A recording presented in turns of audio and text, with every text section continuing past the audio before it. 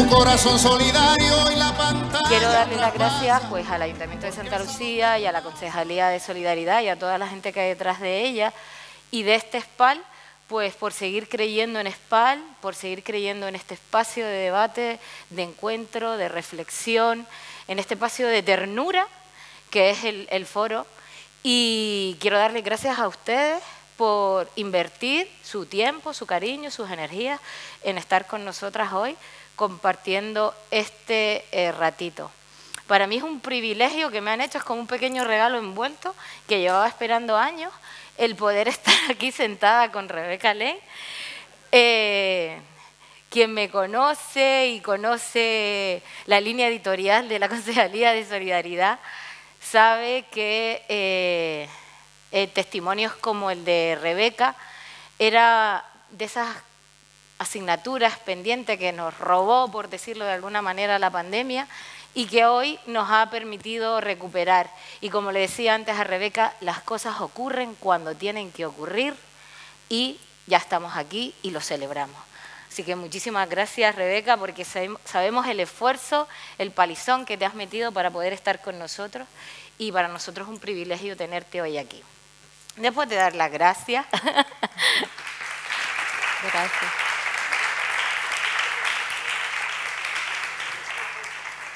Después de darle las gracias, pues yo creo que no necesita mucha presentación.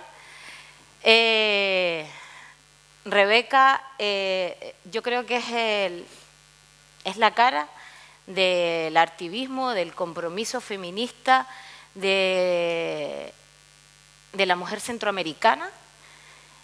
Una mujer que yo le decía antes que quizás ha sido diluida bajo el perfil de esa mujer latinoamericana, pero que tiene sus singularidades, que tiene sus contextos, que suma y que forma parte de un todo, pero que también tiene sus características propias. Y hoy queremos aterrizar con Rebeca Lane en la situación de las niñas y de las mujeres de Guatemala. Rebeca Lane, como yo les decía, es un portento de mujer, porque socióloga, pero también es poeta, es cantante, es actriz, es madre, y es una muy dignísima representante, diría yo, de ese movimiento de mujeres, ese movimiento feminista, ese movimiento artístico que se está moviendo y que además ella destaca, entre otras cosas, por tirar hilvanes. No sé si esto sabes lo que es, Rebeca. Un hilván es como un hilo que antes de pasar la costura definitiva, pues tú haces como para ir marcando el camino, ¿no? Entonces yo creo que ella de una manera preciosa es costurera de un montón de costuras que se están haciendo en Centroamérica, de alianzas, y para nosotros es un privilegio tenerla hoy aquí. Tiene una discografía amplísima, tiene también obras, es una gran poeta. Yo les invito de verdad a que se metan y descubran a Rebeca. Yo creo que hoy ella nos va a dar un trocito, solo chiquito, de todo lo que nos puede ofrecer, así que yo le invito a que aquellos que no la conozcan, que disfruten de su discografía, y justamente ahora está paladeando su último trabajo, que es Florecer, del que nos hablará después, pero que tiene un título muy evocador, con el que yo quiero empezar porque quiero proponerles que entre todos, entre todas, todas las personas que estamos aquí, le hagamos un recuerdo, porque es importante allí donde vamos dejar huella, y que sea una huella positiva y que sea una huella que se identifique con nuestra verdadera impronta. Y me gustaría que nos fuéramos pasando durante el trayecto de esta conversación, de este diálogo que vamos a tener con Rebeca, este pequeño lienzo con un dedito, ¿vale? Esto es un poco, aquí ha salido la vena didáctica mía, ¿vale? Y que vayamos llenando estas ramitas con nuestra huella, y que Rebeca, si quiera, se lo lleve, y si no, nos lo firma y nos lo quedamos en el Centro Municipal de Solidaridad, lo que ella guste, pero sí que teniendo una activista de la talla de Rebeca hoy aquí, creo que había que hacerle un espacio a este tipo de expresiones artísticas. Así que, Rebeca, ¿lo inauguramos nosotras? ¿Sí? Gracias. Venga. Les pasamos témpera de dedo, se quita. Yo quiero que se les quede, pero no tenían tinta china. Entonces les traje una témpera lila. Lo pasamos a las compas para que sigan la rueda, ¿les parece? Con papel higiénico y todo, hombre, se quejarán. ¿Será por recursos? Rebeca quería que empezáramos este diálogo con un material que ella nos trae y que quiere compartir y que le voy a pedir que nos presente. Rebeca, ves que ya me callo. Bueno, muchas gracias por las palabras y por la bienvenida. Quiero presentarles un video que se llama Nos queremos vivas y yo creo que es un video que a través de su simbología, la cual elegimos como muy con mucho cuidado y mucho amor, habla mucho acerca del momento que estamos viviendo en el feminismo en Guatemala, las expresiones políticas, artísticas y quienes están participando ahora del movimiento. Y es una canción también que yo escribí precisamente inspirada en este momento político del feminismo, que es un momento muy, digamos, el feminismo lleva muchos años en Guatemala, no está institucionalizado, como por ejemplo no hay Ministerio de Igualdad, no hay todo eso. De hecho, mientras hablemos vamos a ver la situación adversa que tenemos realmente frente al Estado y nuestras luchas. Pero es un momento en el que las jóvenes, así se denominan las compitas más jovencitas del movimiento, están tomando mucho el espacio. Cuando yo empecé en el feminismo éramos 4 jóvenes que íbamos en las marchas grafiteándolo todo, y ahora son muchísimas e incluso niñas. Entonces, pues bueno, les quiero compartir el video porque es compartirles también un pedacito de lo que estamos construyendo ahora en mi territorio, y la letra también va mucho de las luchas que nos están movilizando ahora.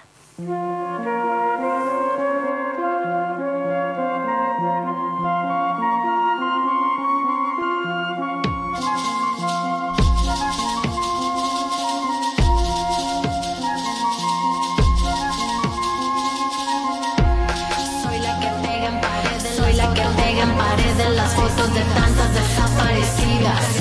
Soy la que pinta graffiti pidiendo justicia por todas sus amigas.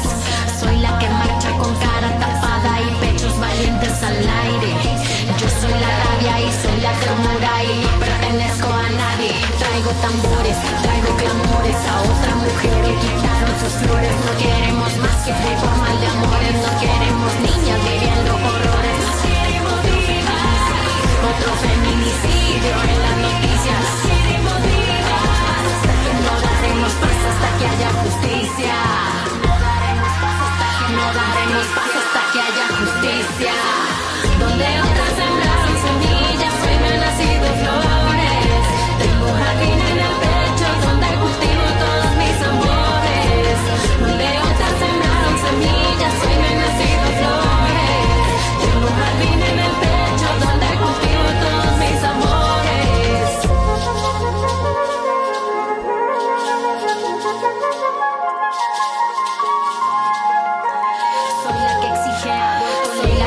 Aborto legal, soy la que acompaña en clandestinidad, soy la que apoya a su amiga cuando libremente ha elegido la maternidad, soy la que te ayuda sin preguntar nada, la que responde todas tus llamadas, la que te sostiene si sos maltratada, soy la que grita yo te creo hermana, abrazamos los cuerpos plurales, somos seres duales, placeres astrales, defendemos tierras ancestrales, luchamos aunque nos señalen, nos queremos vivas.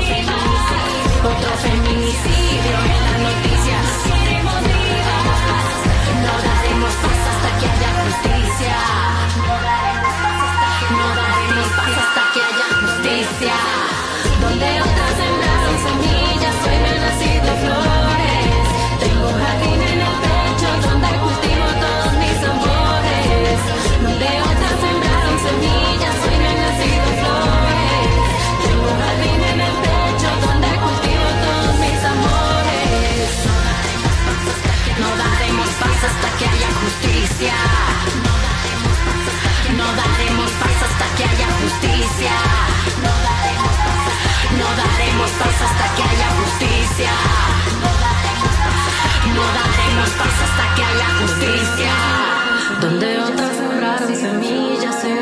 nacido flores.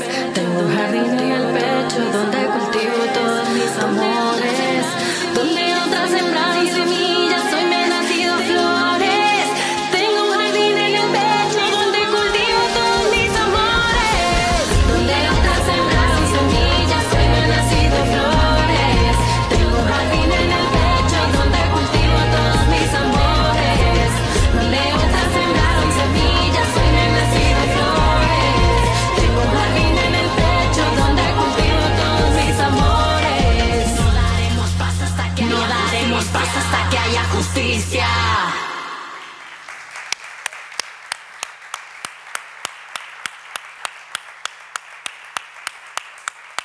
Pues a pesar de la belleza de esta pieza, nos dibuja una realidad durísima de la que hoy queremos un poquito conocer más de la mano, de la voz de Rebeca, porque ciertamente la situación de la mujer en Guatemala,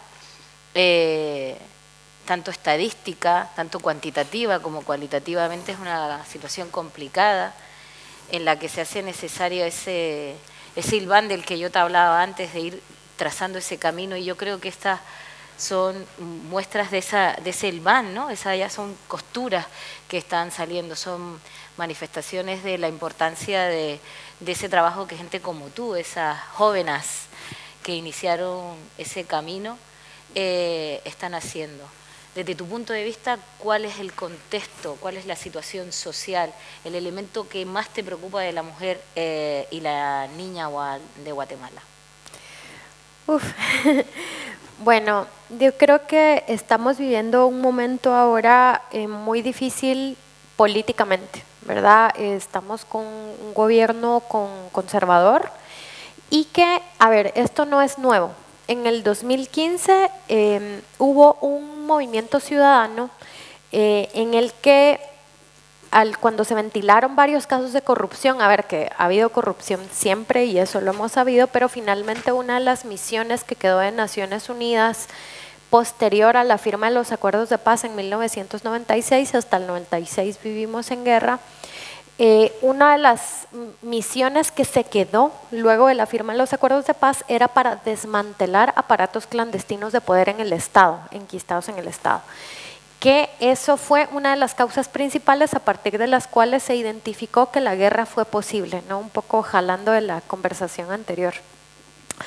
Entonces, esta misión de Naciones Unidas empieza a trabajar con el sistema de justicia en Guatemala y generan un tipo de investigaciones a partir del cual dicen, bueno, sí, sabemos que hay corrupción, pero aquí hay pruebas. Y el presidente y la vicepresidenta están vinculados en estas estructuras de corrupción adentro del Estado que funcionan de tal y tal forma. Y claro, la gente cuando ve que hay un instrumento político que valida que hay corrupción, ¿verdad?, sale a las calles y empieza a exigir la renuncia de la vicepresidenta y el presidente, y después de estas jornadas como de participación ciudadana, y estoy utilizando ciudadana a propósito, la palabra ciudadana, porque fue un movimiento urbano. Fue un movimiento urbano de clase media baja. Bueno, clase media baja somos empobrecidos, ¿saben? O sea, somos gente que trabajamos, perdemos el trabajo, perdemos todo, porque no somos dueños de nada. Solo que no nos decimos pobres nomás para sentir que no estamos ahí entre el montón. Entonces, pero esta gente, incluso gente de mucha plata empezó a salir. Empresas se unieron y los trabajadores iban totales que medio mundo, y salen estas consignas que decían Guatemala por fin despertó, somos la generación, se metieron con la generación equivocada, y lo digo un poco riéndome porque realmente es esta forma que tiene la clase media urbana de verse como el epicentro de las luchas. Allá salía a la calle, pues ya se mejoró todo, que pasó un poco en Chile también, ¿no? ¿Verdad? Sale la clase urbana y allá todo cambió cuando los pueblos originarios, movimiento campesino, movimiento sindical llevan años y años de luchas, ¿verdad? Pero entonces sale la clase media que tiene teléfono, que puede televisar, ponerlo todo ahí, entonces pareciera que se inventó la revolución. Entonces en el 2015 la clase media encontró la calle. Pero ¿qué es lo que pasa? yo tengo una canción que se llama Reinas del Caos, que la escribí justo pensando en ese momento político, pero claro, la clase media es muy fácil de engañar, muy extremadamente fácil, porque a 3 meses de que se da este golpe político son las elecciones y la gente vota al candidato que los cuerpos paralelos de poder querían que quedara. Es un cómico racista que salía todos los domingos en televisión nacional y que sale como: a mí no me financia nadie, yo vengo ungido por el pueblo, ungido por Dios. Entonces la gente, esa misma gente, clase media que descubrió la calle, votó por él, ¿verdad? Y empieza desde ese gobierno anterior, Jimmy Morales, y el que tenemos ahora, un desmantelamiento absoluto de toda la lucha en contra de los aparatos clandestinos de poder. Actualmente tenemos más o menos 10 fiscales de justicia que están exiliados, más o menos 10 periodistas exiliados también. O sea, estamos viendo ahora situaciones que se vivían durante la guerra, gente que tiene que agarrar sus cosas e irse porque la van a matar, ¿verdad? Que eso no pasaba, o sea, sí ha pasado, pero no de la forma masiva que está ocurriendo. Y esta alianza Estado-Iglesia que ha habido en los últimos gobiernos, que además es una estrategia política de la guerra, ¿verdad? Porque en Guatemala en los 80s, a la par de la masacre, metían las iglesias pentecostales, porque en esos años la iglesia católica de base, no la institucional, ¿verdad? No el cardenal, no el esto, sino la de base, la que existía en las comunidades, estaba muy vinculada con la teología de la liberación y claro, apoyaban muchísimo las luchas de la gente. Entonces decían, no, es injusta la pobreza es injusta, tenemos que luchar en contra de esto y tal. Entonces una iglesia muy comprometida, y mientras que la iglesia pentecostal lo que va a decir es: no desees los bienes materiales de otra persona. Si tú no tenés esa bendición en tu vida es porque no la mereces, no te toca, hay que conformarse con lo que tenemos. Entonces, claro, esa ideología política de conservadora es la que ahora hace que ciertos candidatos puedan llegar o no a la presidencia. Y claro, ahora, si tú quieres llegar a tener un puesto político, tenés que ir a ¿cómo le dicen ellos?, a doblar rodilla, a que te unjan la iglesia evangélica, y ese es el que queda. El que diga no al aborto, el que diga, el que se diga pro vida, el que se diga que es una persona de Dios, es la persona que llega a la presidencia y la persona que llega a los puestos políticos. Entonces, claro, ¿qué pasa? Nosotras sabemos que esta gente lo que menos tiene es religiosa. Lo que menos le interesa es la espiritualidad, lo que menos le interesa es la vida. Guatemala fue declarada el 8 de marzo capital pro vida de Iberoamérica. Ojo, también está jalando para este lado, Iberoamérica. Es la capital pro vida de Iberoamérica porque pasaron una ley, que es la ley 5272, que prohíbe absolutamente y penaliza cualquier tipo de interrupción del embarazo voluntaria o involuntaria. Entre muchas cosas es una ley salomónica, o sea, es como que hubieran agarrado la Biblia y la convierten en ley. Es a todas luces inconstitucional. Aprobada ya el 8 de marzo, además la aprobaron el 8 de marzo como regalo a las feministas, ¿no? O sea, simbólicamente que la hayan hecho un 8 de marzo tiene mucho que ver. Pero somos un país donde el 62% de la niñez vive con desnutrición, o sea, así de provida, ¿verdad? Somos el tercer país en el mundo con mayor tasa de desnutrición infantil. Entonces, claro, sabemos que a ellos el ser provida les interesa un pepino, no les interesa la niñez, no les interesa la familia, no les interesa nada. Pero este discurso es el que les permite tener este capital político de gente que les va a votar cada 4 años y que no, incluso por ejemplo ahora también en la charla anterior hablaban por ejemplo acerca de la desigualdad de acceso a vacunas. ¿Qué fue lo que pasó? Los pastores empezaron a decir que las vacunas estaban hechas de fetos ¿Por qué? Y que es la marca del diablo, que la vacuna es la marca del diablo. ¿Por qué? Porque el presidente se robó el dinero de las vacunas. Entonces, claro, era mucho más fácil decirle a la gente rechace la vacuna porque es del diablo, a decirle a la gente exija la vacuna porque es su derecho, ¿verdad? Entonces, claro, para ellos es muy fácil entonces utilizar la religión para desmovilizar a la gente. Esto desmovilizó, o sea, es un escándalo. Fueron 80 millones de dólares los que se perdieron. 80 millones. No es nada, o sea, no es cualquier cantidad de dinero que se robaron y que estafaron a la gente con las vacunas. Entonces, claro, en lugar de que la gente, eso pudo haber causado otra movilización que hiciera que renunciaran, pero claro, entonces dicen, no, esta es la marca del diablo y está hecha de fetos, entonces no hay que ponérselo. Entonces, claro, ahí el instrumento político les funciona a la perfección. Entonces, y las feministas somos el punching bag también de este tipo de discursos, ¿verdad? Porque esas mujeres que quieren destruir la familia tradicional, que quieren que se asesinen a los pobres bebitos, ¿qué tal? Metámosles esta ley. Esta gente LGBTIQ que quiere deshacer la forma natural que Dios dice que es hombre o mujer, esta gente trans que se quiere cambiar nombre, que quiere tener derechos, que quiere tener derecho a salud, les quitamos una ley de acceso a identidad, a salud, etcétera, etcétera. Entonces, claro, es la religión la que ellos, y este tipo de leyes ellos las usan cada vez que hay una crisis política, cada vez que se destapa algo de corrupción, sacan, vamos a promover una ley pro vida, vamos a hacer una marcha pro vida.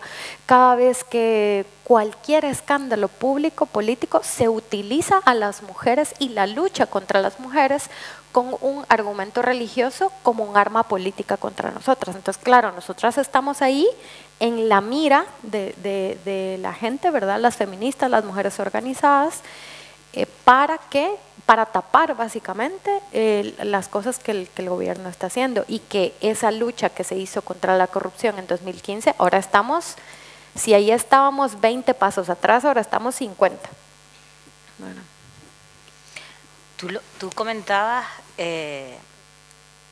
has hecho un viaje desde la corrupción política, el uso del elemento o del poder de la Iglesia como un elemento adoctrinador y que en un determinado momento se utiliza. Pero has arrojado algunos datos que a mí no me gustaría que pasaran desapercibidos, porque la situación de Guatemala, a pesar de ser un país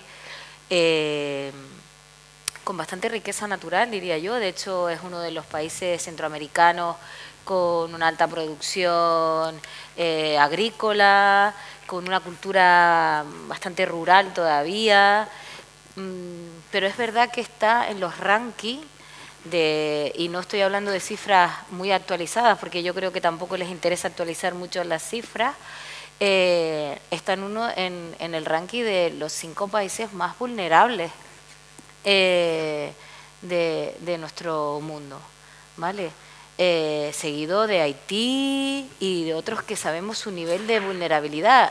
Rebeca nos decía, ahí si eres pobre y pierdes el trabajo es que lo pierdes todo, y es que viven realmente con más de un 55% de la población vive en pobreza y más de un 25% de la población en pobreza extrema. Y esa pobreza en muchísimos casos tiene rostro de mujer, porque fruto de esas campañas de Provida, con esa doble intencionalidad de la que nos ha hablado Rebeca, podemos hablar de una tasa altísima de embarazos infantojuveniles, por decirlo de alguna manera, chicas, niñas entre los 10 y los 14 años que ya tienen su primer embarazo, lo cual arroja cifras espantosas, tanto a nivel de desnutrición, como decía ella, como también de mortalidad. Porque hay 60.000 hubo el año pasado, embarazos entre niñas de 10 y 19 años, 60.000. Y cada año sube, cada año aumenta, o sea, no es un número que baje. Y es escandaloso, y al final nos pone el foco en que al final no se está gestionando, no hay una verdadera política social detrás de muchas de esas políticas económicas que se están desarrollando en Guatemala, y hace que aquellas personas que denuncian esta situación, aquellas personas que tiran de la madeja, como hablabas tú antes, se conviertan en enemigos, por decirlo de alguna manera, del aparato estatal, ¿no? Y ahí hablamos de mujeres, de feministas, de sindicalistas, pero también de los representantes de los pueblos originarios, que yo sé que eso es otro ámbito en el que tú tienes una dilatada experiencia, que te has comprometido de manera firme y que también en Guatemala son un factor importante. No sé si querías comentarnos también algo sobre este elemento, el papel que juegan las mujeres y las niñas en la lucha de los pueblos originarios. Bueno, justamente en este video que vimos hay dos niñas que son defensoras del territorio y que es distinto, ¿no? Porque muchas de las chicas que salieron en el video de las niñas, bueno, contarles que el video está inspirado en las niñas en bicicleta en una manifestación que hicieron unas niñas para exigir que no mataran a las niñas, ¿verdad? Es una situación que yo creo que nos desmoronó a muchísimas, ¿verdad? Y es un video que yo no puedo ver sin llorar. Aquí estaba yo así como, no llores, tenés que hablar, porque es una situación tan fuerte, ¿verdad? Pensar en que las niñas, por una parte una piensa, ¿verdad? Y por eso está inspirada en la canción. ¿Por qué las niñas tienen que salir a exigir que no hayan feminicidios? No debiera ser así. Pero por otra parte es, qué bueno que las niñas se sientan con la confianza de salir al espacio público, porque quiere decir que las mujeres estamos creando ese espacio para que ellas puedan expresarse políticamente y que finalmente son ellas las que están luchando. Por eso también queríamos que las niñas fueran protagonistas, porque creemos también que el feminismo es muy adultocéntrico, ¿verdad? O sea, pensamos, y bueno, ahora que soy mamá, esta canción yo cuando la escribí no estaba embarazada, pero cuando hicimos el video yo tenía como 10 semanas, entonces no sabía todavía lo que era la maternidad en realidad. Pero ahora que ya lo sé, también me he dado cuenta también que hay mucho del feminismo que es muy maternofóbico, ¿verdad? Es decir, luchamos mucho por el derecho a elegir, pero si una mujer elige ser mamá, hasta ahí llegó la lucha, ¿verdad? Todo lo demás que te pase a ti, y eso lo he encontrado mucho en este libro de Esther Vivas que se llama Madre desobediente, ¿verdad? Que me impactó mucho leerlo, porque es bueno, sí tienen razón, porque si tú como feminista elegís ser mamá, ya sos la pestada, ¿verdad? Es como, uy, no, o sea, ya sos una sirvienta del patriarcado, ¿verdad? Porque elegiste ser mamá. Entonces, la cuestión, y esa maternofobia también es adultocentrismo, ¿verdad? Porque vemos en las niñas como las que van a heredar el futuro, y no, ellas son las protagonistas hoy, ahora, y eso es lo que queríamos retratar con el video, ¿verdad? Las niñas hoy, ahora saben qué es lo que quieren, porque son ellas las que les está tocando vivir esta sociedad y este entorno, son ellas las que están saliendo a las calles a exigir que ya no hayan feminicidios. Y justamente, por ejemplo, en Guatemala la complejidad étnica es muy grande, ¿verdad? Más o menos un 60% de la población pertenece a un pueblo originario, el resto somos mestizas, amestizadas, desindigenizadas, y hará un 2% de gente que es de origen europeo. Bueno, ellos se mofan mucho, ¿verdad?, de que son de origen europeo, son familias de la oligarquía que se han casado entre sí para mantener su linaje español, y ese es un 2%, ¿verdad? Entonces, en esa complejidad étnica yo creo que sí vemos muchas diferencias. Por ejemplo, las niñas mestizas que salen en el video usualmente acompañan a sus mamás a espacios feministas y tal, pero por ejemplo las dos niñas que salen ahí, que son de pueblos originarios, ellas son defensoras del territorio. Es decir, ellas no están acompañando a sus mamis a hacer las luchas, ellas están poniendo el cuerpo en los territorios por la lucha. Y eso yo creo que nos habla mucho también de la complejidad de ser una niña indígena, ¿verdad? No es lo mismo ser una niña en la ciudad, una niña mestiza que puede acompañar a su mamá, a ser una niña que tiene que tomar el espacio público, que tiene que poner el cuerpo en defensa del territorio porque está en juego su vida. Es decir, las niñas indígenas son las que mayor vulnerabilidad tienen de todas las niñas en el territorio. ¿Por qué? Porque eso, por ejemplo, Nicté Caal, su papá es Bernardo Caal, es un defensor del territorio, del río, del agua, que estuvo 4 años preso gracias a la vida hace, iba a decir gracias a Dios, yo digo mucho gracias a Dios, no soy así como muy religiosa, pero sí gracias a Dios, gracias a la lucha de su familia y gracias a su lucha, hace 4 días logró salir libre después de 4 años de cárcel por una... o sea, les inventan, les criminalizan, les inventan cargos para tenerles en cárcel. 4 años de tortura en la cárcel Bernardo Caal por defender el río Oshek en contra de una hidroeléctrica que, por cierto, el presidente del Real Madrid, Florentino no sé qué, es el dueño de estos proyectos que están dejando sin agua las comunidades quechí. Luego tenemos otra nena que ha salido de la Ishina, ¿verdad? Que ha salido de su comunidad, porque tanto su mamá como ella son perseguidas, digamos, por la defensa de las mujeres dentro también de las luchas territoriales, ¿verdad? Porque también en las luchas territoriales hay sus complejidades, ¿verdad? En una lucha territorial no es per se antipatriarcal, ¿verdad? Las mujeres dentro de las luchas también se enfrentan contra luchas patriarcales dentro de sus espacios, pero yo creo que son las mujeres indígenas las que tienen que tomar la palabra al respecto, porque luego una de mujer no indígena también creo yo que no tenemos la misma perspectiva comunitaria para tratar este tema sin imponer nuestra visión occidental, ¿verdad? Entonces, yo creo que justamente ahí es donde están las diferencias, ¿verdad? O sea, lo podemos ver ahí, mientras las niñas en el ámbito urbano nos están acompañando, mi hija está aquí acompañándome, ¿verdad? Las niñas de pueblos indígenas ponen el cuerpo directamente porque su vida está en riesgo constantemente en contra de estas empresas y son precisamente en los pueblos originarios donde se siente mayormente el golpe de este patriarcado neoliberal, ¿verdad? Que está expoliando los bienes, los recursos, que ve la tierra y que ve el agua como un bien a extraer, ¿verdad? Donde ve un bosque y lo que ve es dinero en lugar de ver el espacio de vida.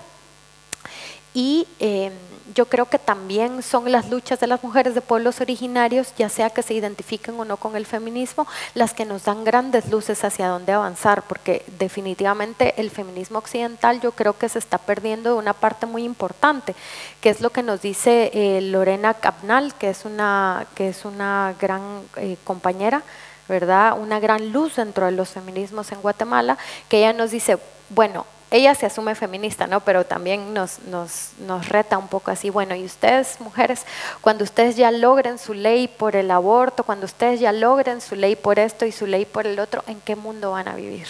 ¿Qué agua van a tomar? ¿Qué comida van a comer? O sea, como que el feminismo está tan, a veces nos vamos tanto en el hagamos ministerios, hagamos leyes, hagamos el otro, que no nos damos cuenta que nos estamos acabando el mundo y que si aquí en 40 años tenemos leyes súper avanzadas, ¿en dónde vamos a vivir? ¿Qué agua vamos a tomar? ¿Qué lugar vamos a habitar? Entonces, claro, yo creo que los feminismos de las mujeres de pueblos originarios en Guatemala tienen muy claro que la lucha por el territorio, por el territorio cuerpo es fundamental, es decir, no puede haber una lucha por el cuerpo si no hay una lucha por el territorio. Es decir, podemos conquistar el territorio cuerpo desde una perspectiva individual y decir, yo ya logré lo que tanto se habla en el feminismo de este lado del charco, romper el techo de cristal, yo ya lo logré, pero ¿dónde están las demás mujeres? ¿Dónde está el mundo que yo voy a habitar cuando las demás mujeres alcancen un buen salario, un no sé qué, un no sé cuánto, todo en clave capitalista, ¿verdad? Entonces yo creo que, pues sí.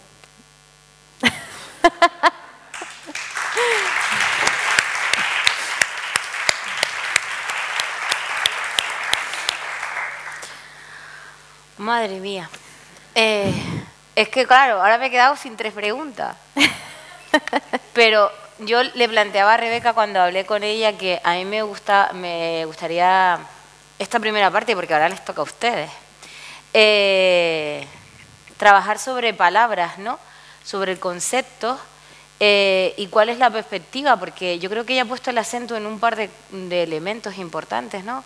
Desde la perspectiva eurocentrista, que la tenemos todos como muy asumida como la correcta, la buena, y es también la que nos provoca, con perdón, porque no quiero ofender a nadie, esa sordera selectiva que tenemos, esa ceguera selectiva que tenemos para ver otras realidades y que sean igual de válidas que por las que estamos nosotros luchando. Yo, justo una de las preguntas que te quería hacer, Rebeca, era saber quiénes son tus referentes, porque evidentemente yo creo que Rebeca, con datos de su vida que quizás no he ahondado por respeto, porque tampoco le pregunté antes de empezar si quería que... Pero Rebeca empezó su activismo político a la edad de 12 años. 15. Bueno, 12, 15. Pero que habla de lo prematuro que son todos los procesos de toma de conciencia en muchísimos países, entre ellos Guatemala, ¿no? Y ella además esa toma de conciencia la toma porque tenía referentes, porque tenía una lucha, tenía referentes familiares, referentes sociales, y a nosotras nos gustaría conocer cuáles son tus referentes familiares, tus referentes sociales, políticos, culturales, activistas.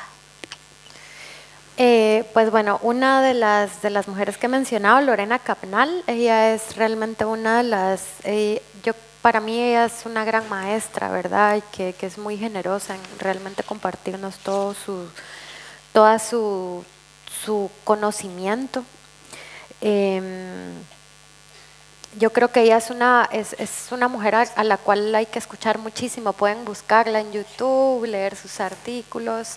Hay muchas mujeres, por ejemplo, en Guatemala ahora haciendo academia, mujeres de pueblos originarios, Aura Cumes, Gladys Tzul también, que yo creo que, digamos, siendo yo una mujer mestiza, a veces también pues el feminismo urbano mestizo es muy autorreferencial, ¿verdad? Tiene esa característica del eurocentrismo de pensarse a sí misma como el ser universal. Entonces, a mí me parece muy importante en este momento leer y escuchar a mujeres de pueblos originarios, escuchar a las mujeres que están en luchas antirracistas, y no solo mujeres. Yo creo que también esa perspectiva del feminismo, bueno, últimamente estos años me he estado confrontando mucho también con este feminismo que pone a la mujer como sujeto, ¿verdad? Cuando entendemos, por ejemplo, que les hablaba de Bernardo Caal, por ejemplo, un hombre que también en su discurso y en su práctica es antipatriarcal y está luchando en contra de la explotación minera y todo esto. Entonces también muchas veces cuando desde el feminismo hablamos que nosotras somos las que estamos transformando el mundo, estamos borrando toda la lucha territorial, por ejemplo, que están haciendo las comunidades, donde hay, como en toda sociedad, hombres, mujeres y pluralidades, seres plurales, ¿verdad? Como les llaman las compañeras allá a todas las experiencias que desde Occidente se reconocen como trans o como no binaria, tal, desde los pueblos les reconocen como existencias plurales, ¿verdad? Entonces, yo también me cuestiono ahora mucho esta visión feminista de solo ver a las mujeres como el centro, cuando realmente yo creo que la lucha por la vida la estamos llevando desde muchos lugares y desde muchos espacios. Entonces, también las luchas antirracistas, las luchas de los pueblos son unas luchas donde no solamente hay mujeres, donde también hay infancias, donde también hay pluralidades, etcétera. Yo creo que ahí, para mí esos son los focos ahora también, porque me confrontan mucho a mí misma en pensarme a mí misma como ese ser universal, ¿verdad? En pensar que todas las mujeres son como yo, todas las mujeres deberían luchar lo que yo, para todas las mujeres es importante lo que para mí es importante. Y me interesa mucho estas visiones de las compañeras justamente para retar esa visión tan centrada en una misma que tiene una cuando tiene esta visión eurocéntrica, porque a pesar yo de ser de Guatemala, imagínense, yo estudié 7 años en la universidad porque trabajé, entonces no la saqué en 5, que es lo normal. Pasamos 4 años viendo teoría europea y de Estados Unidos, ¿verdad? O sea, 4 años en sociología para ver a los mismos 4 huevones, el Marx, Weber, Durkheim y el otro, no me recuerdo cómo se llama. 4 europeos de hace no sé cuántos años, ¿me entendés? ¿Verdad? Entonces, y pensamiento latinoamericano, porque ojo, lo latinoamericano no es teoría, es pensamiento latinoamericano, lo vimos en un semestre de toda la carrera de sociología. Entonces, claro que estoy eurocentrada, por supuesto que mi pensamiento es eurocentrado, si es lo que aprendemos. Si allá en las escuelas vemos como historia universal la historia de Europa, vemos a Mesopotamia, vemos filosofía griega y romana, como si nuestros pueblos no hubieran tenido pensamiento filosófico, o como si la gente ahora no está desarrollando un pensamiento filosófico, etcétera, ¿verdad? Entonces, pues yo también tengo un pensamiento eurocéntrico porque la educación es eurocéntrica. Entonces yo creo que en este momento es muy importante precisamente ver sin exotizar también, ¿verdad? Porque sí siento yo que desde esa mirada eurocéntrica a veces se tiende mucho a exotizar a mujeres afrodescendientes, mujeres negras, mujeres de pueblos originarios. Bueno, a mí me pasa mucho, ¿verdad? Que por ejemplo, si yo estoy aquí en una tarima y yo hablo de cosas antirracistas, se me aplaude, porque soy Rebeca Lane, pero luego sucede que en una marcha mis compañeras latinoamericanas, el 8M en Madrid, por decir lo mismo que yo digo en una tarima, las mandan a callar, ¿verdad? Entonces, claro, una mujer como yo aquí en este contexto, que es Rebeca Lane, la puedo escuchar, pero una mujer que está al lado mío en una marcha y está planteándome que mi feminismo es racista, ella la mando a callar, ¿me entiendes? Entonces, yo creo que también hay que aprender a ver estas miradas sin exotizar, ¿verdad? Porque si no, te quedas con la persona, pero no con el mensaje. Entonces yo creo que es importante precisamente ver a todos los lugares donde no estamos viendo y sobre todo los lugares que incomodan. Para mí ahorita mis referentes, esos lugares que me incomodan y me hacen sentir mal, es decir, ¿por qué? ¿Por qué me incomoda? ¿Por qué me hace sentir mal? ¿De qué lugar me está sacando esto? Que esta perspectiva me permite ver y conocer. Bueno. Bien. En realidad es que escuchándola te das cuenta, no sé si les pasa a ustedes que es como que se te van desmontando ahí cositas y dices tú, después las recojo porque ahora se me estaba cayendo todos los esquemas que yo tenía. Y a veces incluso como yo había enfocado la pregunta, Rebeca Lane me acaba de hacer perdonen el chiste porque es malísimo, ¿no? Pero un Will Smith de esto, dice, espabila, porque te está... qué buenos son estos espacios para enfocarnos bien, de verdad. Aprovecho porque de verdad que está siendo una gozada. Otra de las palabras sobre las que quería preguntarte, aunque ya has hablado mucho de ellas y ahora justo acabas de hacer una referencia sobre el concepto de la incomodidad, era el elemento del miedo.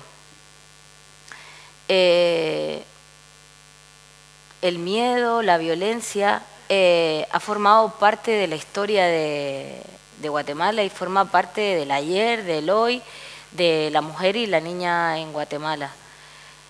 Esos miedos tienen nombres o tienen caras, ¿no? Y no solo son estructuras, ¿verdad? ¿Cómo crees tú que es el rostro del miedo de la niña y la mujer en Guatemala? Uy, es que yo pienso que principalmente es el Estado, digamos. En el 2017, no sé si vieron también en el video, hay un mensaje que dice, nos duelen 56, nos faltan 41, me cuesta un poco hablar de esto también. Pero en el 8 de marzo de 2017, en un hogar de niñas que estaban bajo custodia del Estado, hay un fuego que mata a 41 de estas niñas. Entonces, por eso no ha habido justicia del 2017 para acá, no ha habido ni siquiera un pedir perdón. ¿Saben? No ha habido un resarcimiento. De las niñas sobrevivientes, 2 ya han sido asesinadas y no por cosas vinculadas con el hogar. Han sido asesinadas porque del lugar que ellas vienen, sus hermanas también, sus mamás, hay un par de mamás también que han sido asesinadas. Y no es vinculado precisamente con el hogar. Hay algunas que creen que sí, pero hay otras, digamos, ¿verdad?, que fue. ¿Por qué? Porque son niñas que vienen de lugares vulnerables. Entonces, si tú ves que un presidente, porque fue el presidente Jimmy Morales en ese momento que mandó a 100 policías a reprimir adolescentes, que mandó a 100 policías para atrapar a niños y niñas que estaban denunciando trata y prostitución dentro de los hogares, y sabemos que hay altos mandos militares que están implicados en esas redes de tratas, ¿verdad? Por eso es que querían callar a las niñas. No era solo porque fueran niñas, es porque si las niñas hablan y dicen y a las niñas se les escucha y se les pone atención, se iba a descubrir una de las grandes redes de trata de niñas que hay en Guatemala, en las que está implicado el Estado. Entonces, si eso pasa, un hombre común y corriente sabe que si éste no pagó por lo que ha hecho, yo puedo hacer lo que yo quiera también, ¿verdad? Es decir, esa permisividad que existe para que el Estado violente sistemáticamente a las mujeres hace que en cualquier situación familiar un hombre crea que tiene y porque puede, ¿verdad? O sea, estamos hablando de un país en el que hay un 98% de impunidad, ¿verdad? Es decir, si no me van a atrapar nunca, entonces yo puedo hacer lo que quiera. Eso sumado a que, digamos, el nivel de saña que hay con los cuerpos de las mujeres en este momento por los feminicidios son muy similares a los que utilizaba el ejército durante la guerra. Entonces, es decir, esto también está vinculado con la guerra. Esto está vinculado con la guerra. No es que este hombre empobrecido que vive en este lugar decidió matar a su esposa porque sí. Es decir, hay una cultura y incluso lo decía una compañera, ella se llama Adilia de las Mercedes, por si la quieren buscar. Ella es una compañera guatemalteca migrante que vive en Madrid. Ella tiene una asociación de mujeres de Guatemala, y yo cuando la vi en ese foro me quedé así como wow, ¿verdad? Ella explicaba, porque muchas veces también se ve al hombre latinoamericano como ese otro hombre que está obnubilado por sus pasiones y que es más violento que yo, el hombre europeo que no ejerzo violencia, ¿verdad? Es decir, hay una visión también del hombre latinoamericano. Por eso a mí también a veces ahora tengo mucho más cuidado con cómo hablo esto en foros, porque luego cuando yo explico la violencia machista que ocurre allá, luego mucha gente se va con esa visión, entonces el hombre latino es un hombre salvaje, que no sabe controlarse y que violenta a las mujeres. Pero esto tiene una razón de ser colonial, ¿verdad? Porque nos han enseñado a amar y nos han enseñado a tener en un pedestal a los que iniciaron el genocidio, a los que empezaron con las violaciones masivas de mujeres, de las cuales surge nuestra desindigenización y mestizaje.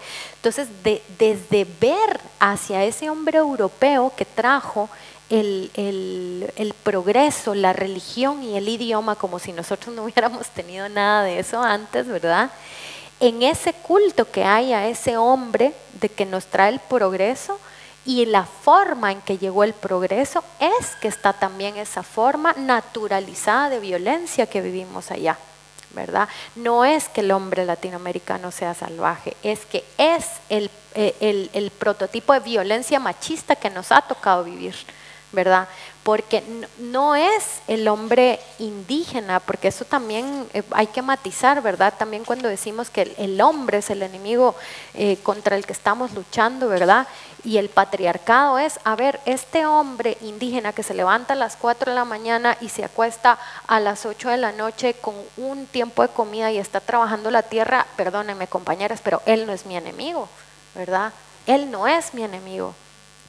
Porque y sí, claro, él consume alcohol, y sí, claro, él violenta y puede hacer muchas cosas, pero las razones estructurales por las cuales a ese nivel se está reproduciendo violencia tienen que ver con la colonialidad, tienen que ver con estados militarizados, tienen que ver con el capitalismo neoliberal que nos está tocando vivir ahora, ¿verdad? Porque este despojo territorial afecta, y claro, ahí están las masculinidades y lo que quieran, pero no podemos analizar eso sin entender esta violencia estructural. Entonces yo creo que sí, claro, este hombre que tengo al lado y que tengo al frente probablemente me pueda violentar, y es el rostro más visible de la violencia, ¿verdad? Pero hay una razón estructural por la cual se permite y se promueve ese tipo de violencia también, que a veces siento yo que en ese feminismo de corta mirada perdemos de perspectiva, ¿verdad? Evidentemente, yo les decía que en los datos, y ya lo planteaba ella, los datos son escalofriantes. Ese hecho de las 56 niñas es un hecho que no ha tenido justicia, como bien dice Rebeca, y que no ha tenido el impacto con la brutalidad del hecho en sí que debería de tener. Lo que nos habla del nivel de violencia estructural que tenemos en muchísimos países de Centroamérica y de Latinoamérica, y que hace que ese miedo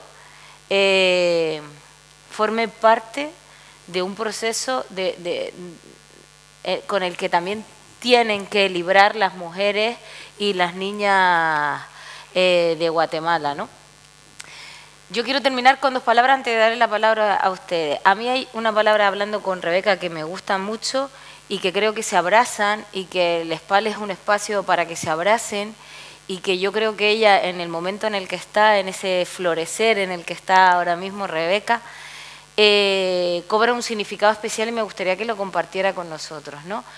Porque Rebeca ha materializado su compromiso y su conciencia política a través del arte, y tenemos una producción de letras, porque Rebeca es una mujer que tiene una pluma afilada, pero tiene un corazón generoso, valiente, y tiene las manos preparadas para el trabajo, ¿no? Y a mí me gustaría que nos hablaras del significado que tiene para ti el binomio radicalidad y ternura. Bueno, a ver, para mí la palabra radical es algo que ahora toco con muchas pinzas, ¿verdad? Porque si bien yo mucho tiempo me asumí a mí misma como radical, ¿verdad? Porque para mí, pues por la etimología de la palabra, lo radical es lo que va a la raíz. Ciertamente ahora es una palabra que se utiliza mucho dentro del feminismo para violentar. Entonces, para mí en este momento, y discúlpenme que lo diga así de frente, pero hay un ala dentro del feminismo que es directamente violenta, y que se alinea mucho con la extrema derecha en sus objetivos, que es quitarle derechos a otras personas, a las existencias plurales. Y a mí pensar una agenda política que quite derechos y que quite existencia a otras personas me parece sumamente violento, no solo por el trasfondo sino también por la forma, ¿verdad? Entonces, para mí, aunque yo entiendo, digamos, que mi feminismo, que mi lucha, que va radical y va a la raíz, para mí es muy difícil ahora posicionarme a mí misma desde un posicionamiento radical, ¿verdad? Es decir, porque no estoy a favor de los posicionamientos del feminismo radical. Y para mí es muy importante en este momento plantear la lucha precisamente, pues sí, desde la ternura. ¿Por qué? Porque si bien la teoría me puede a mí dar luces y me permite entender y me permite explicarme el mundo de cierta forma, siempre va a ser más importante las personas que la teoría. Siempre. Yo puedo estar de acuerdo en algunas cosas teóricas, ¿verdad? Con ciertas ramas del feminismo y entenderlo intelectualmente, pero si esa visión teórica en la realidad choca con la felicidad, con la plenitud, con la alegría, con el que una persona se sienta feliz y plena, para mí siempre va a ser más importante la persona que una teoría, que finalmente la teoría está plagada de contradicciones. Yo siempre digo que la teoría es como tomarle foto a una nube, ¿sabes? Es tomarle una foto a una nube y decir la nube es así.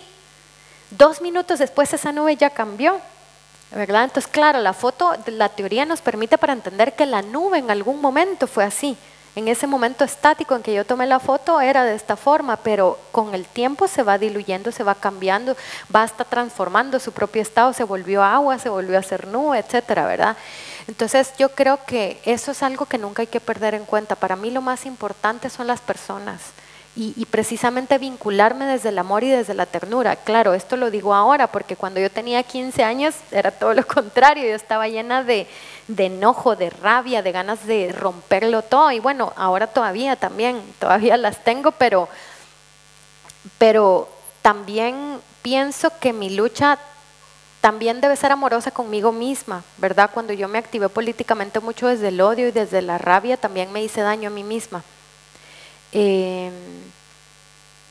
Y ya no, o sea, ya no quiero estar en una lucha que me desgaste, que me haga sentir mal por haber tratado a otras personas mal o por pensar que siendo de cierta forma ruda, violenta y tal, era súper guerrera y no permitirme a mí mismo como, ¿saben? Como bajar las armas y también analizar, bueno, también desde este espacio de quietud puedo transformar, también desde el abrazo puedo transformar. Obviamente siempre teniendo claro, ¿verdad? Yo no soy cero de la posición de ir a abrazar policías en una manifestación, por ejemplo, porque eso no me parece ternura, sino me parece una ceguera política, ¿verdad? Pero sí de saber dónde depositarla, ¿verdad? Y sobre todo con una misma, con la ternura, porque yo creo que precisamente las feministas territoriales hablan de algo y es para sostener una lucha de largo alcance, bueno, lo que hablábamos un poco antes, ¿verdad? Una lucha de largo alcance, porque lo que estamos nosotras haciendo ahora, vienen nuestras abuelas construyéndolo para nosotras y nosotras lo seguimos construyendo para las que vienen. Es decir, no es con nosotras que inicia y termina la lucha, que es lo que yo pensaba a mis 20, ¿verdad? No, aquí empieza y termina todo y yo lo voy a romper todo, ¿verdad? Es pensar en que nuestros cuerpos deben también sostenerse dentro de esa lucha. Y sin ternura y sin compasión por nosotras mismas, también esa lucha se vuelve dañina. Y si es algo que no disfrutamos, si el activismo en algún momento se convierte en un espacio como fue para mí en algún momento en el que yo estaba tan llena de odio y de rabia, que dejó de ser un espacio de disfrute y empezó a ser un espacio de pelea, ¿verdad? Nos estamos dejando nosotras de lado. Entonces es cuando ellas hablan de que sanar es político.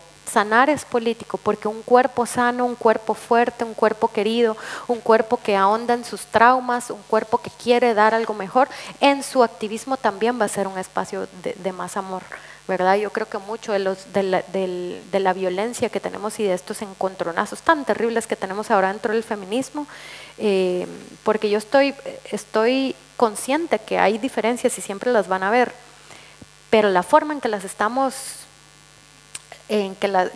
estamos confrontando es absolutamente violenta, ¿verdad? Es decir, no piensa como yo, voy, todas, yo y mis 200,000 personas que no pensamos como ti a decirte que queremos que te muras porque pensás diferente, ¿verdad? Me parece como terrible. Entonces yo creo que desde esa perspectiva política la sanación como un acto político tiene que ver con eso también, de una lucha que me permita a mí sentirme también bien, gozosa, con salud, porque esta es una lucha de largo alcance y no me puedo yo quemar en 2-3 años y luego tener problemas yo de salud y de emocionalidad por no haber podido conducir esto en un camino que me hiciera bien a mí y a mi colectividad. Bueno, sí. Ya sonó la alarma.